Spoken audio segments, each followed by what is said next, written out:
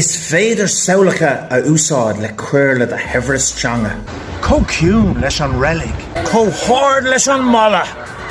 Cóhéitrum le cleta. Cóte le tinne. Cófuair le siuch. Cómáil le sheilide. Cóláide le taramh. Sean le dinosaur. Cósavar le rí. Rapunzel, Rapunzel, tá do grúí comín le siada. Comáil leis an mus áitiúil. Có tuirseach le daltaí scoile. Có glórach le fómpóca ag búla is scrúdú. Có gasta le múntóir ag fágáil na scoile ag deire an lei. Feicim ar báilthú.